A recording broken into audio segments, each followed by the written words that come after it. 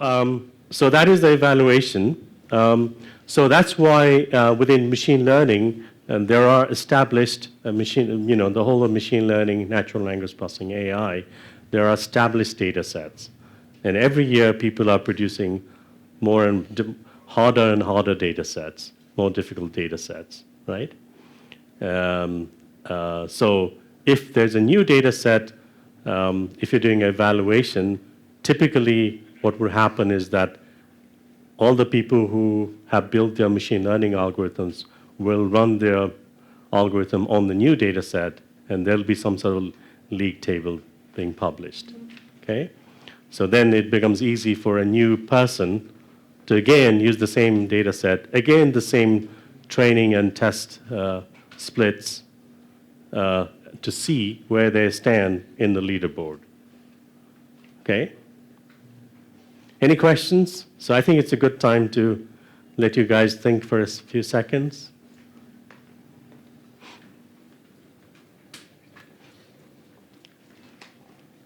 Yep.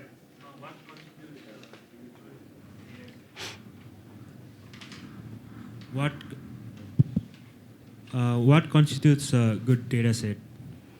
Okay, so that's a very good question. So what constitutes a good data set? So typically, we are interested in solving certain problems, right? So whatever that problem is going to be. So that could be your image classification problem, image segmentation problem, natural language processing, for example. It could be a sentiment analysis problem, could be a question answering system, etc. So your data set has to be something which is a good representation of evaluating systems on that problem, right? So you need to design systems where you can test out whether the problem you're trying to solve is addressed to a certain extent by the data set. So that's one requirement. The second requirement typically, which is also quite important, is that the data set has to be made publicly available. So within machine learning AI now, actually it's almost impossible to publish papers unless you also release the data set, if it is a new data set. If it is a publicly available data set, that's fine. But if it's a new data set, then you need to make it available to other researchers. You cannot, it's becoming increasingly difficult to say, I have my data set, which I'm not going to show to anybody, and I have got 100% results on it, which nobody else can verify, right? So this kind of scenario is not acceptable within AI anymore.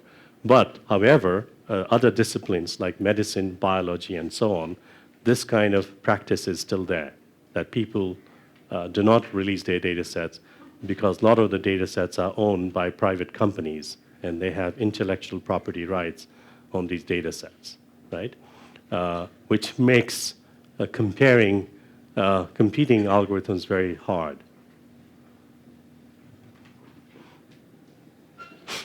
There's another one. There's another one. Wait. Microphone. Arko चाहिँ.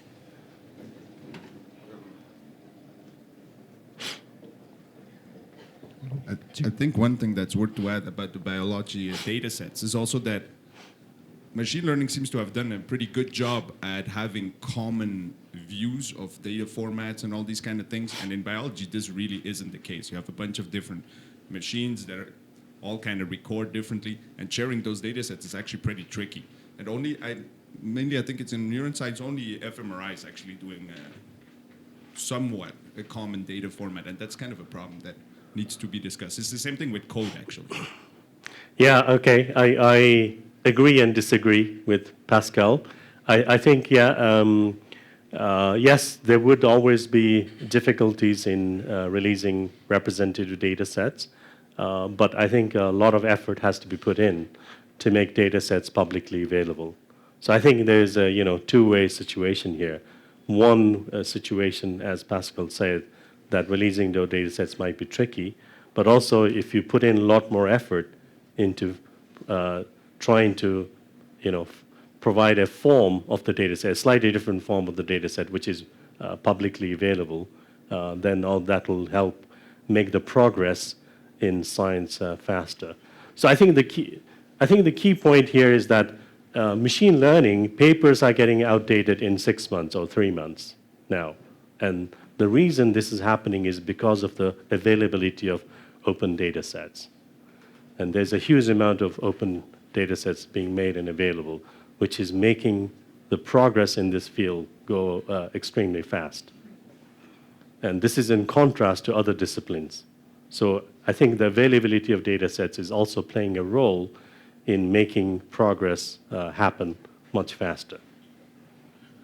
So one thing I would like to add or ask or discuss is also in terms of the headings or the names of the sections.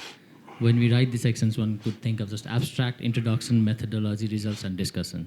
So if someone is reading quickly, we don't get anything new. We can't get any information. But then you can see some examples here. The subsections, sense tagging.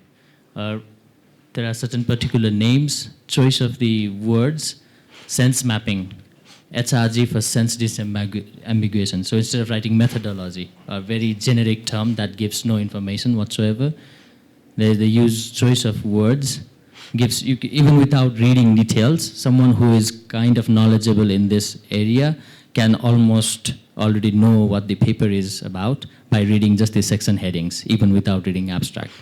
So that's also, I think, one good point to note.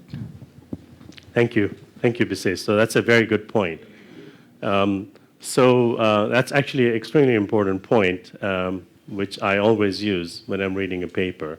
So the way I read a paper is I spend 2 minutes scanning the whole paper by just looking at the headlines. I might spend more time on the abstract. And then I decide which section I need to focus on. So I read that section in a bit more detail. And then I realize to understand that section, I have to read some other section in a bit more detail. So I'm doing this, one pass, jump into one bit, jump in another bit, more detail. So I do not never ever read the paper like a story, like, line by line and trying to understand it, because that's too time consuming. And there are zillions of papers being published. So the best way, well, in my opinion, different people might disagree on this, but if your section headings are very informative, then you could apply this approach to figure out, okay, what is the new contribution in this field? So I know this area fairly well, so if I find a new paper in this area, I don't actually need to read everything, because some of the bits I already know. So I need to optimize my time in terms of which sections I need to focus on. So I need to understand in this area, this paper, what is the new contribution? What is the new method? So I need to zoom in very quickly into that. Okay? Yep. So I would like to share something about some facts about what's the role of data set in this research. This ImageNet, everybody knows it, right? So if ImageNet were not released, or that dataset were not constructed or the build, I think we would not have made the progress that we are making in deep learning. I mean, it would not happen that quicker.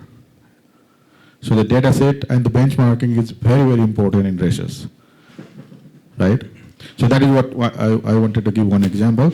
And another thing is that I would like to agree. I mean, I think I agree with him personally with Suresh sir, as well as I think many people also agree, like, what are the main components of the paper, right? So this is one thing, I mean, here is in the corner, right?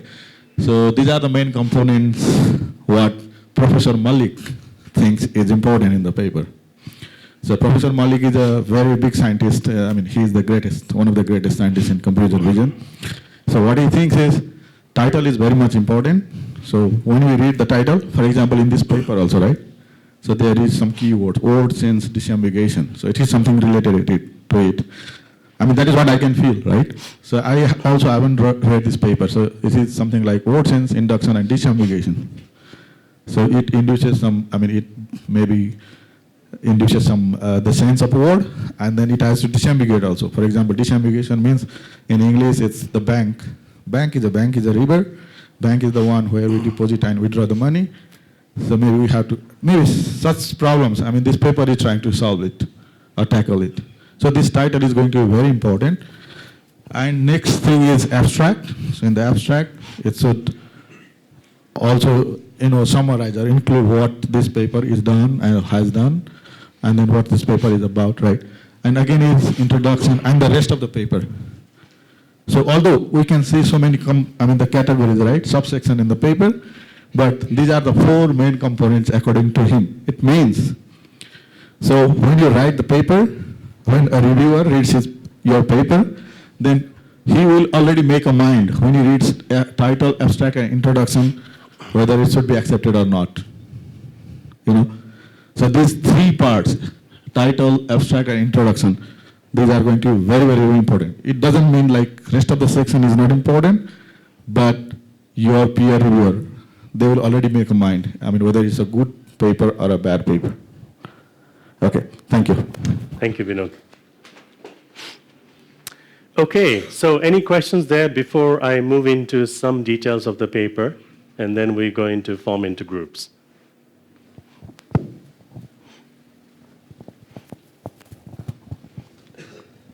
Hello. So suppose we use a publicly available data set, but we also use data augmentation on that data set to produce a larger data set. So will our method be still comparable to other methods that have used that? It's a very good question. Excellent question. So, yeah. So this is a question on data augmentation. So some of you may not understand what that is. So typically, a data augmentation means that you have your input training data, and now you transform that data, or you expand that data automatically, and you generate a larger data set, right? And now you apply your machine learning algorithm, and then you are able to show that your method is better, okay? So what I would say, and Bishesh and Vinod might add to this, would be that if you're comparing algorithms, then you need to compare those algorithms on the same augmented data set, okay? On the other hand, if you want to show that certain kind of augmentation improves your results, then the paper is more about your augmentation method. So you need to decide, what the paper is contributing towards, and your comparison has to be with respect to that.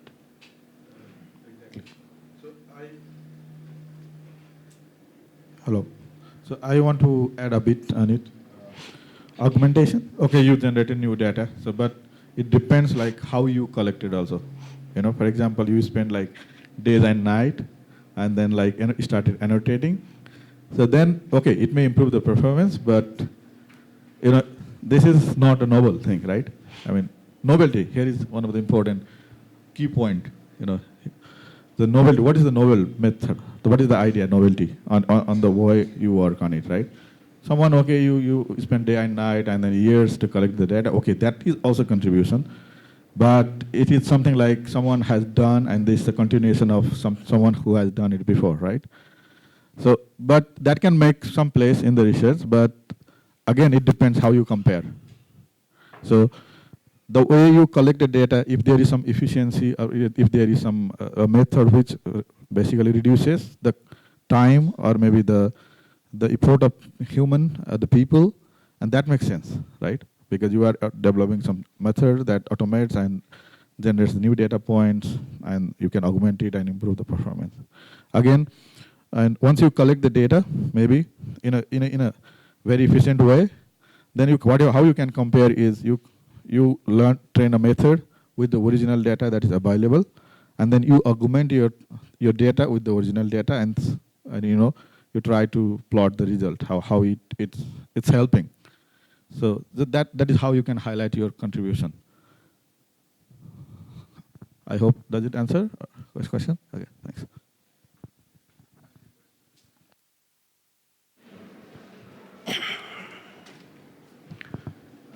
Similar to the data augmentation, since we are talking about data sets, how much of the synthetic data will be, well, useful in comparison with the real world data? So synthetic data and the real data, right? So if you can solve the problem with the synthetic data, then that's amazing, actually, right? But usually synthetic data doesn't work. Why? The real world data and the synthetic data, the quality of these two data sets will differ.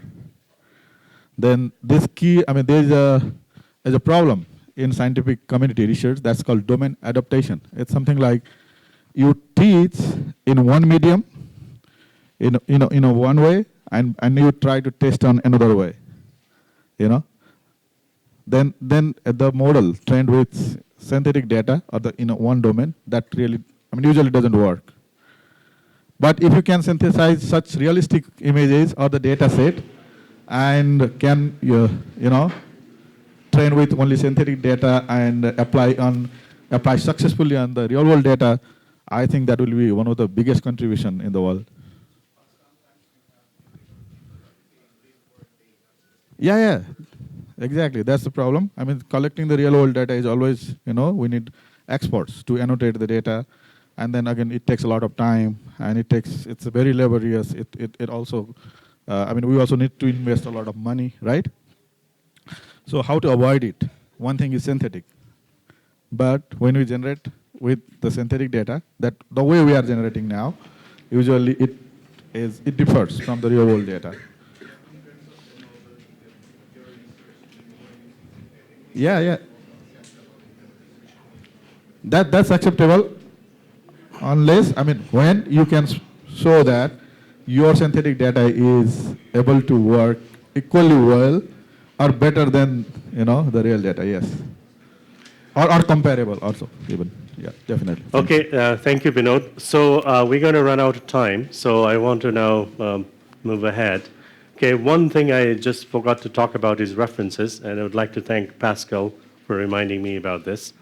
Also, extremely important is references. So I have myself rejected papers from journals and conferences because they haven't cited the right references, okay? And I think it's a common occurrence that you definitely have to compare and cite all the relevant papers in your area, okay? So that's very, very important that you show that you are knowledgeable in this field and you have read the relevant papers and your papers are in the context of those papers and you have compared your results against all the relevant papers in the field, okay? So writing references, having the full list of relevant references is very, very important. Okay, so now I want to move very quickly. So in the next 1 or 2 minutes, I'll give you a very high-level overview of this paper. So first of all, remember that this paper is very old, 2010. So this paper is about word sense induction and disambiguation.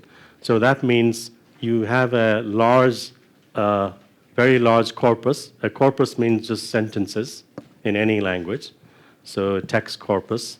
And hopefully we'll be playing with some of this when I teach the natural language processing towards the end. So I have a large corpus containing lots of sentences, millions of sentences. And now the task is that for a given set of words, so a set of nouns and set of verbs, we want to automatically figure out its meaning, okay? Okay, I use the word meaning in quotes here. So it's not necessarily the meaning in the sense you're thinking. Here it means that for every word, let's say, for example, use the word bank, in a given sentence, if I said, I went to the bank to get some money, versus I went to the bank and I caught some fish, okay? You can clearly see that in one first sentence, the sense of bank is different to the other sense. So the task here is to group all the instances of bank where the meaning is in one group. So we're going to say in all these sentences, the meaning of the bank is the same. And then all these other sentences, the meaning of bank is something else. Actually, bank is ambiguous. So as a verb, word bank means to bank an airplane or bank something, right? So bank has got a lot of different meanings, okay? So this paper is about automatically figuring out the sense clusters of a set of words, right? So automatically figuring out. So it is an unsupervised method, so there's no labeled data, okay? So it is based on clustering. So you had a quick look, I believe, in k-means clustering last few days ago, right? Okay, so how does this do it? So the first thing it does is that it constructs a graph for all the words that it's interested in. Okay, so it constructs. So for a set of words like nouns and verbs, it generates a graph. So there are many ways to generate a graph. A simple way is looking at some co-occurrence statistics. So how often two words occur together. Okay, so then if it occurs very strongly, then you can connect an edge with the weight of the edge being very high. If it occurs not so much, then you would have an edge, but the weight of this edge will be low. Okay, so you can construct this co-occurrence graph given the input corpus, and you can define the context, for example, within a window. So you take the word bank, you look at 5 words to the left, 5 words to the right. Okay, and now you collect the statistics. How often does the word bank co-occur with some other word? Okay, so you're looking at the joint distribution or the conditional distribution of these pairs of words, okay, based on some statistics, okay? And there are many ways to do this statistics. So we use a particular method here. So you have this graph, and then the task is that what we want to do is that we have the input is a graph, and the output is a tree, okay? So this is known as graph clustering. So you have the words, okay? You build a graph like that, and then you construct a tree from the graph, okay? So the way we construct a tree from the graph is that we decide whether a certain group of nodes in the graph belong together, right? So you can put them in a group, okay? And then you create a new node, which is the parent node, which is the parent of all these nodes, okay? And then you keep on doing this hierarchically, okay? And then you get a hierarchical tree like this, okay? So this method will construct what's known as a sense hierarchy for a given word, okay? So that is the idea. The second idea here is related to the binomial distribution. So the way the graph is constructed is based on a distribution.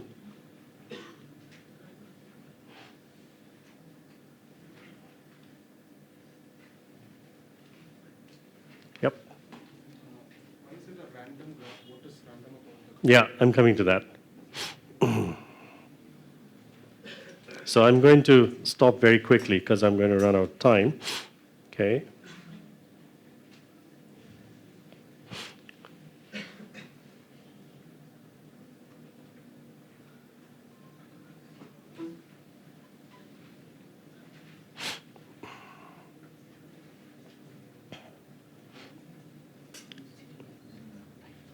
So yeah, we're going to run out of time.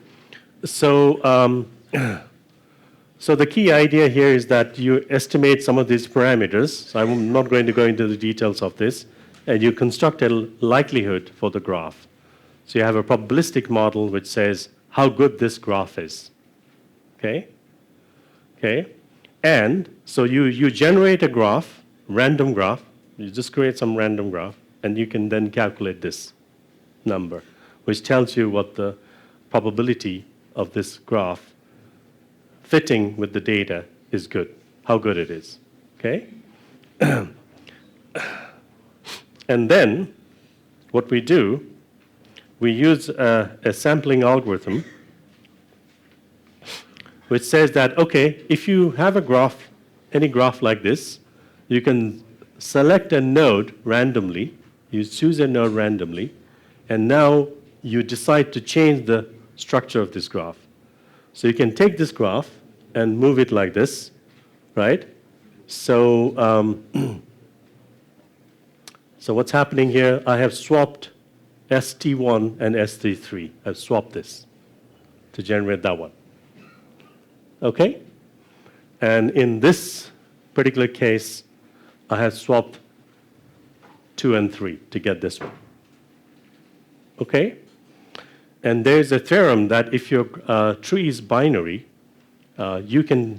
using just this method, you will eventually visit all the possible binary graphs.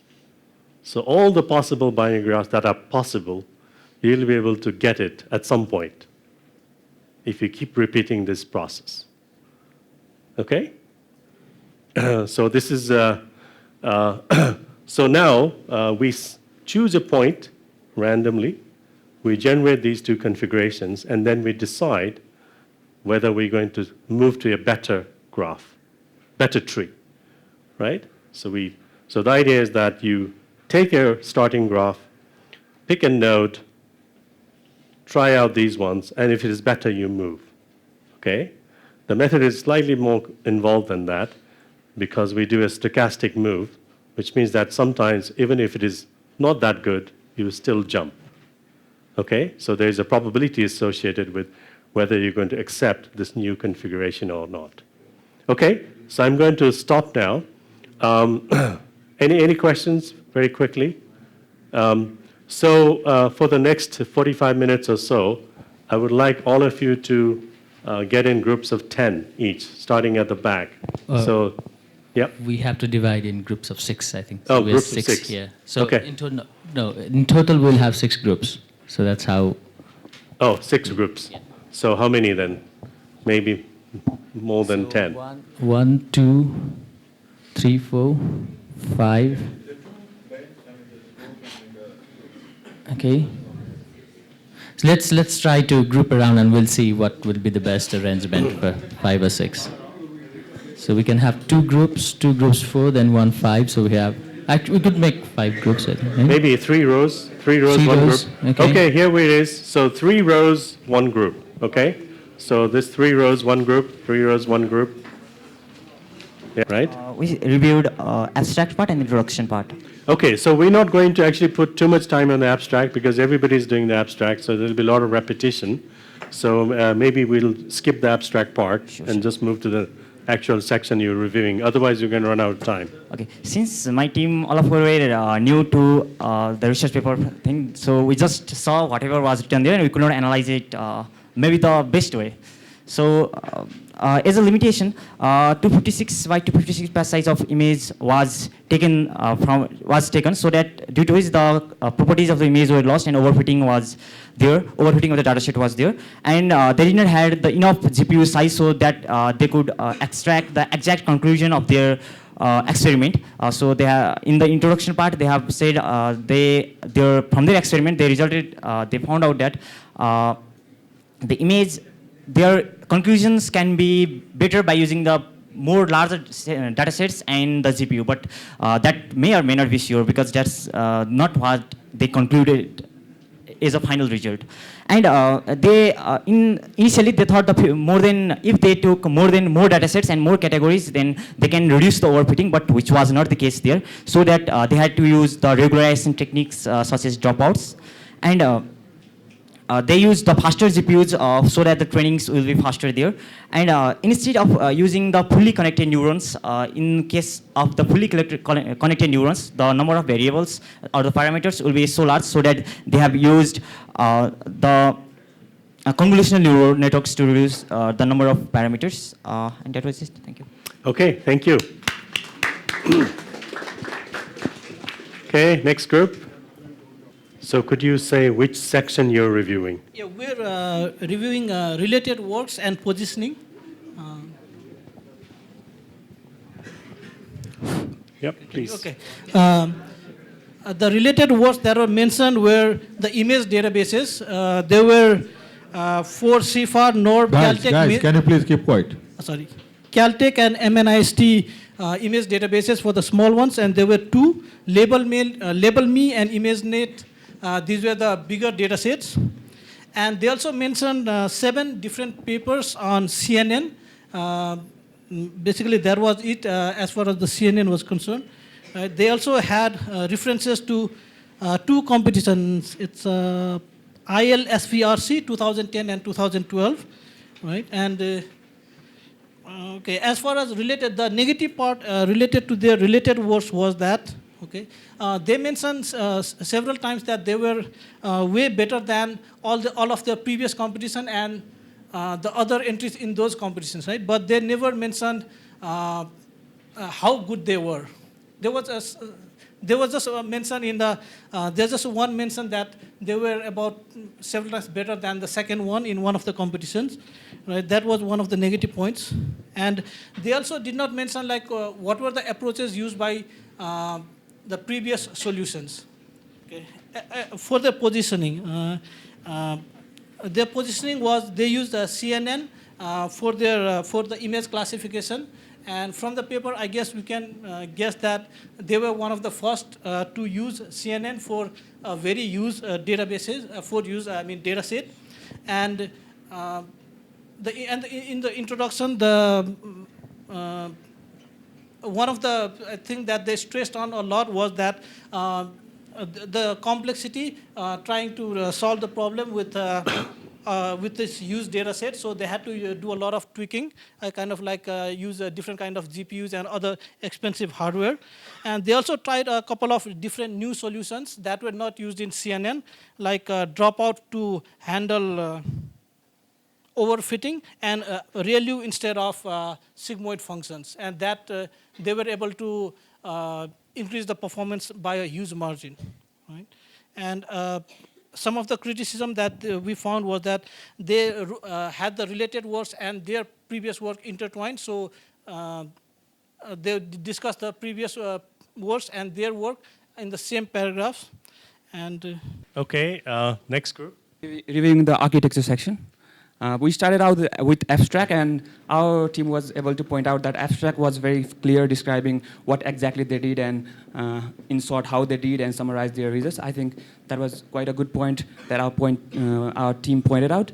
And while that was it, and they also, one of our friends pointed that they talked about how they talked about that they overcame the state-of-the-art architecture, but our friends were quite interested in knowing what was the previous state-of-art right exactly on the abstract. I think that was one of the weaknesses they found in abstract. And we went to the architecture, and so basically they talked about ReLUs. I think one of the novel points that our team pointed out was that they used ReLU in a very novel way that had not been previously used. ReLU was quite popular. ReLU was used in other architectures previously, but the novelty of how they used ReLU in training the networks faster was a good point on that section. Going on to the next section, so I think that was a good point. But one of the problems, like not clearly explained, which our team considered to be weakness, was they have used a couple of ad hoc implementations like local response normalization and pooling. They mentioned that these implementations had a improvement in the accuracy of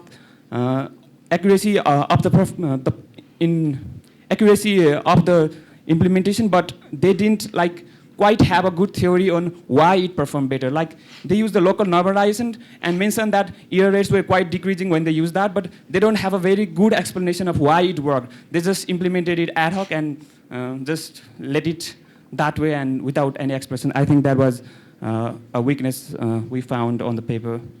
So that's it. Yeah. Thank you. Very good. Next one. Could you say which section you're reviewing? So our group here is try to work on methodology, abstract and methodology. Methodology, by methodology, I mean experiment. So when we're looking at experiments, we found one of the good things about the paper was all the hyperparameters that were required were given, actual constant values. required in that equation were given. But then there were some things that we were confused about when we would want to replicate their work. For example, in section 2 of the data set, it said that they did not do any pre-processing except for subtracting the mean activity over the training set from each pixel. We do not know what activity means. Did they do it? Did they do some sort of subtracting the mean for each pixel across the images? Then we do not know if doing that across the images is a good thing or not, because these images are very different stuffs. And another thing was they downsampled the images to a fixed resolution of 256. Again, it's a minor nitpicking thing, but when you are downsampling, we don't know if they are, so maybe they downsample by centering, but the actual objects might not have been in the center, but on the edges. In that case, many of the details of the details might have been lost. And even in the architecture, it's a good thing that they published the code, since it seems like many of the results seem to be very highly dependent on particular things that they did. For example, even when in 2009 when they were working, even the state of the GPU they were using was not able to fit the 3 GB of data, so they used 2 GPUs, and then they had to figure out a way to run the deep convolution network on 2 GPUs, which meant in some of the layers you had to connect some of the output of one GPU on the other. So, yep, maybe that's it. Thank you very much. Excellent. Okay, next one. So please say which section you're reviewing. So, hello. So we are reviewing results section, and this paper has published results on 3 data sets: ILS VRC 2010, 2009, and also competition on 2009, I think so. So ILS VRC is a subset of ImageNet. So ImageNet has around 22,000 levels, categories, but ILS VRC has only 1,000 categories. So yeah, that's that. And it has 2 metrics, top 1 and top 5 error rates. So top 1 error rates means they only look at the level of the highest probability and to the ground level. So if the ground level and the highest probability matches, then that is correct classification. But for top 5 error rate, they look at the highest 5 probabilities, and if the ground level is among those top 5 probabilities, then that is an accurate prediction. So they have used these 2 error rate, and that seems to be standard. And so in ILS VRC 2010, they have achieved accuracy of top 1 37.5% and top 5 error rate of 17.0%. So before the highest probability was using other state-of-art algorithm, it was like 45.7% and 25.7% respectively for top 1 and top 5. So that was a huge improvement. And for ILS VRC 2012, the top 5 error rate was 18%. So there is a difference in data sets. So that's why, even though it does not seem like a improvement compared to ILS VRC 2009, but still it was significant improvement compared to other approaches. So they have also used other methodology, like they have used 5 similar CNN and add average of those 5 similar CNN and CNN. So and they received 16.4% accuracy for that.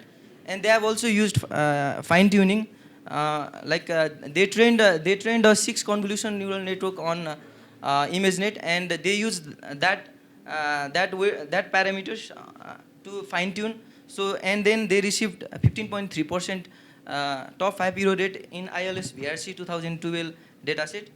So they have also mentioned about ImageNet 2009 competition, and in that competition they have received 67.4 percentage error rate on top 1 error rate, and on top 5 they have received 40.9%.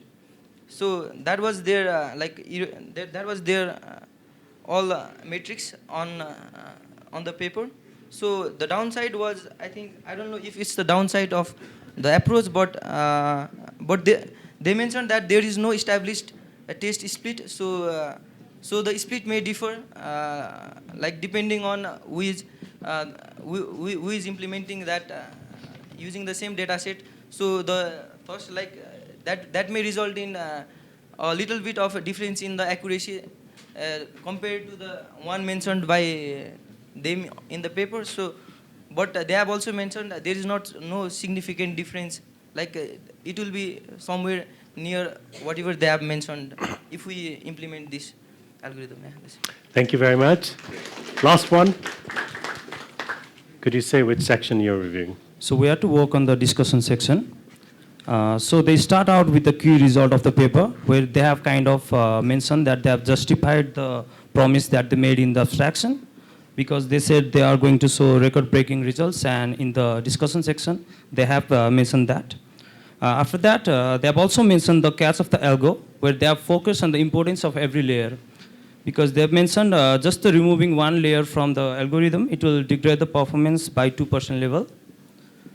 Next, they have mentioned the limitation of the paper, where first they start out with the computational power, because they have said they could have done unsupervised training in the pre-training, but because of the computational power, they could not achieve it. Second, they have also mentioned there is still a long way to go to achieve the human level vision. Good thing about the paper is they have also mentioned the future work, because they have said we can use it for the video data, which is basically the stream of images. Because in visual data, we can have the temporal effect between the images. So they have mentioned in future, if they can do it for visual, they can also capture that information. And lastly, I think there are one or two missing components maybe in the paper. They haven't mentioned how exactly the temporal effect between the images can be captured. Is it using the same model, or do we need to tweak certain parameters? Second, I think they could have also mentioned the significance of findings across various fields, because even for people coming from non-technical background, if they can know the importance of this use record-breaking findings across various fields of society, people from varied interests would be more interested in the paper. But other than that, I think it's a really nice paper, and we had a very short section of discussion, so it was also nice. Thank you. Thank you. Thanks. So I think everybody did really, really well. So I think I was very, very surprised that even this very short amount of time, you managed to do a good review of this paper. So before we go to lunch, I just would spend 1 minute summarizing a review of this paper. I'm afraid I didn't manage to write everything because it was going too fast for me. So the intro had very good points, why CNNs work better, and why CNNs are the way forward. The data set described that overfitting is present, and actually larger data set is needed, and actually they had to use regularization, right? In terms of architecture, the plus points were a very clear description of the architecture. In terms of negative points, it was unclear what was missing in previous architectures, right? Also good was the novel use of ReLU, so that they used ReLU in an interesting way. The negative point was that ad hoc implementation, especially local something normalization, I forgot, plus pooling, but it doesn't say why they use this. So there was some bits missing in the description of the architecture. In the section on related work and positioning, talked about previous smaller data sets like Caltech and MNIST and ILS VRC.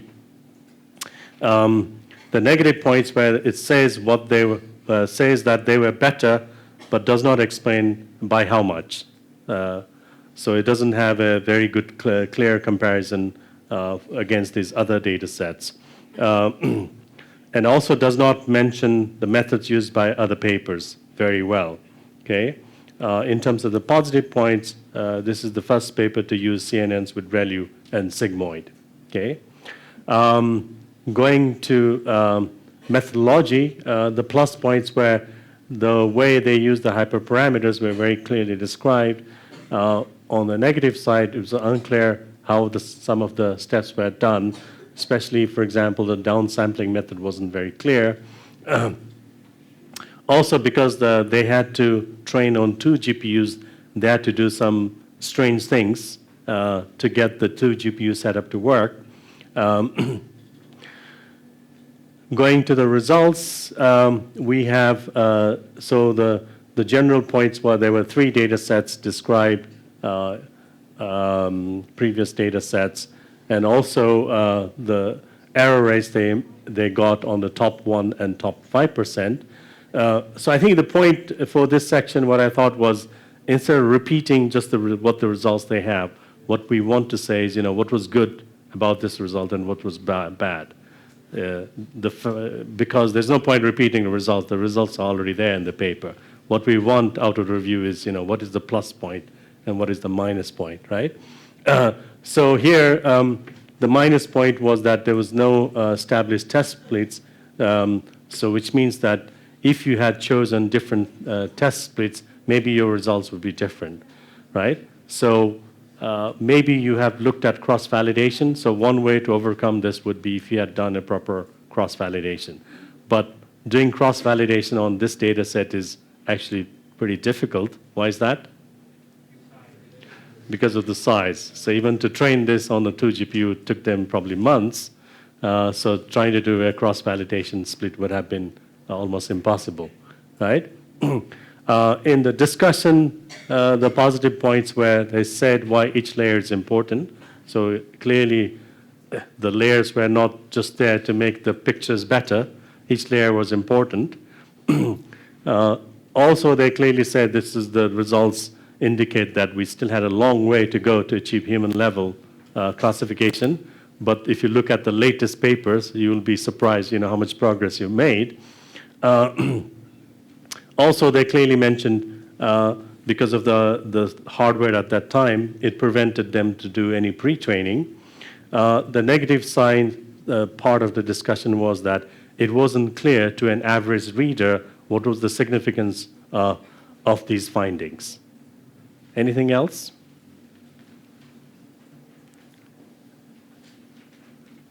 Team, anything else?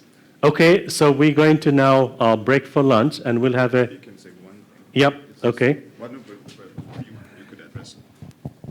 So maybe very fast, just take home. When we say that it's not clear for every audience what a paper means, I think it's important to note that this is inherent in the problem of having a certain page limitation to write something. You have to write to an audience. You have to write and assume what certain people might know and point to the things you're referring to, basically. If you're going to use a certain body of theory, you have to point to that, but you cannot explain every single thing. They wouldn't, basically would have to write a book for every single article, and you can't do that. Yep. So the point is that if you were to review this paper, you would take all these points and write your review, okay? And then you'll come up with a score for each of these different sections. Or depending on how the review is structured, you will come at a score for each of these sections and also an overall score. And based on that score, the paper is going to be either accepted or rejected, okay? Important point about the review also, I again stress is, the review would not contain a repetition of what's already in the paper.